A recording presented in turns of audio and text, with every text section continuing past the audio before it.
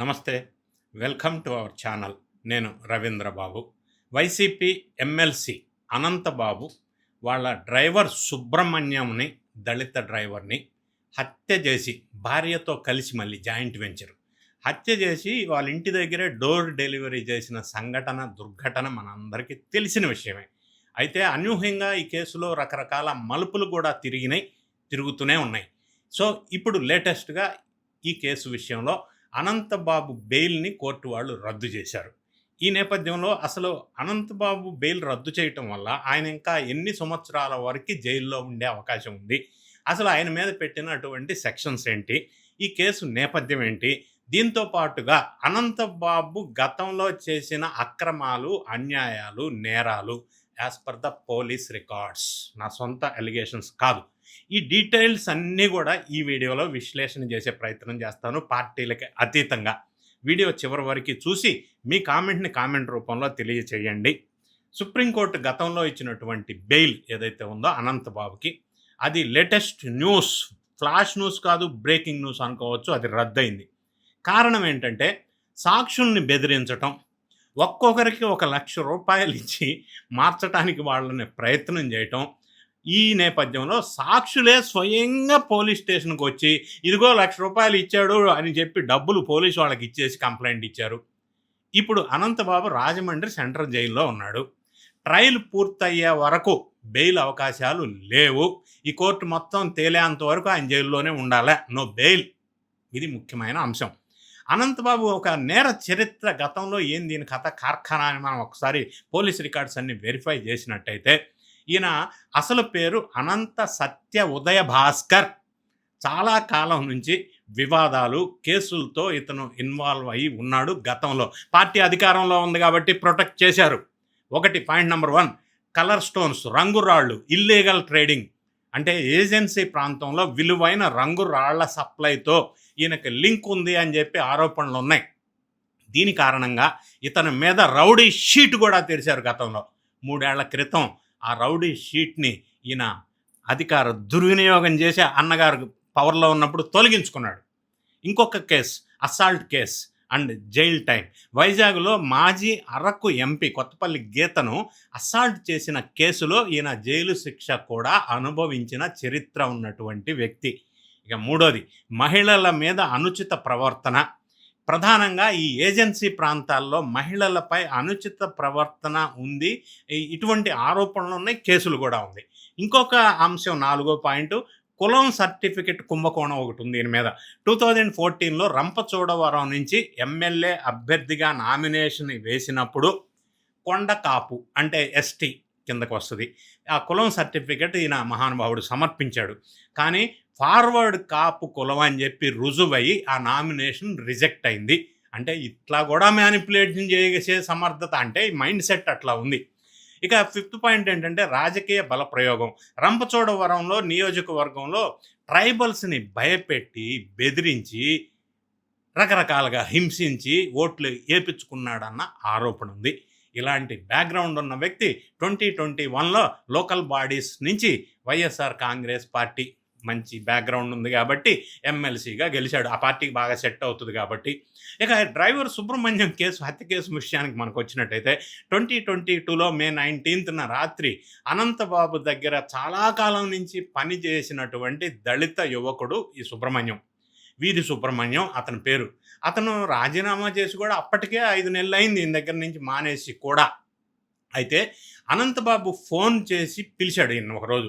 ₹20,000 డబ్బులు అనంతబాబుకి కొట్టి తోసేశాడు అనమాట. సుబ్రహ్మణ్యం తల ఇసుక గ్రిల్లుపై పడి తీవ్రంగా గాయపడి చనిపోయాడు. చంపేశారు భార్యాభర్తలు కలిపి.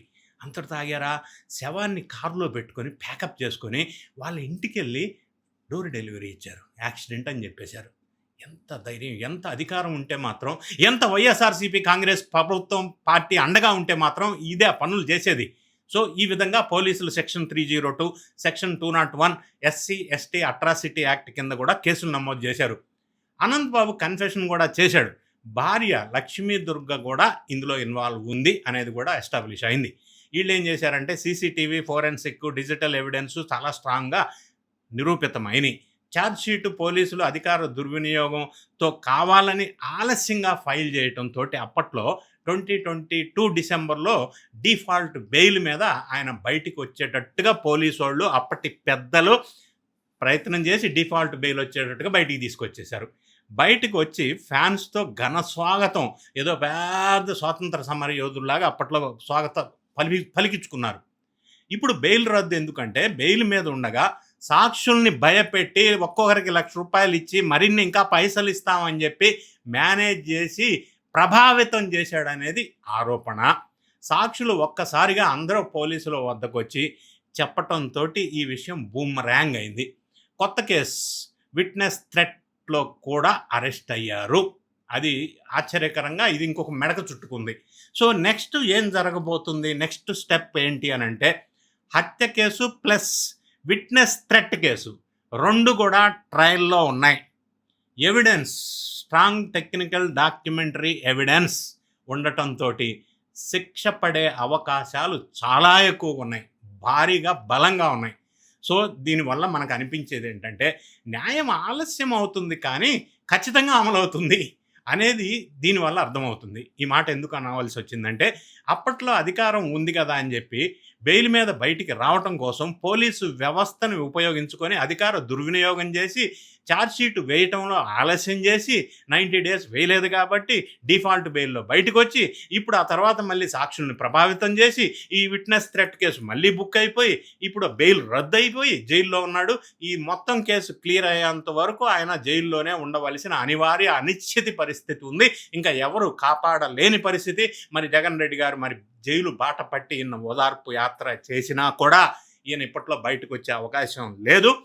చేసిన వాడికి చేసుకున్నంత న్యాయం లేట్ అయినా కానీ తగిన న్యాయం జరిగింది ఈ విషయంలో అనేది మనం చెప్పక తప్పదు. ఎందుకంటే ఇటువంటి వాళ్ళు ఒక దళిత డ్రైవర్ని ఎంత ధైర్యం ఉంటే, ఏ పార్టీ అండుంటే, ఏ పార్టీ పవర్లో ఉంటే నేను ఈ విధంగా చేయగలను అనే దుర్వినియోగం చేసినటువంటి ఇటువంటి వ్యక్తులకి ఇది ఒక గుణపాఠం కావాల్సిన అవసరం ఉంది.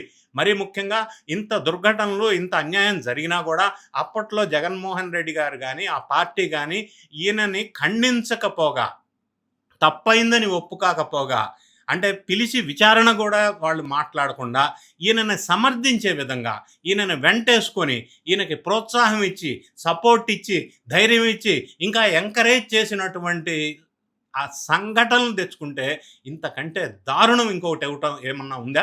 అంటే హత్యలు, నేరాలు, ఇటువంటి నేర చరిత్ర కలిగినటువంటి వ్యక్తుల్ని పార్టీలోకి తీసుకొని పదవులు ఇవ్వటం, ఇటువంటి సంఘటనలు, దుర్ఘటనలు జరిగినప్పుడు ప్రోత్సహించటం వైఎస్ఆర్ కాంగ్రెస్ పార్టీ కల్చరా, వాళ్ళ డిఎన్ఏలో ఇది ఉందా అన్న ప్రశ్న అనుకోకుండానే మనకి వస్తున్నటువంటి విషయం ఇటువంటి సంఘటనలు మనం వింటున్నందువల్ల.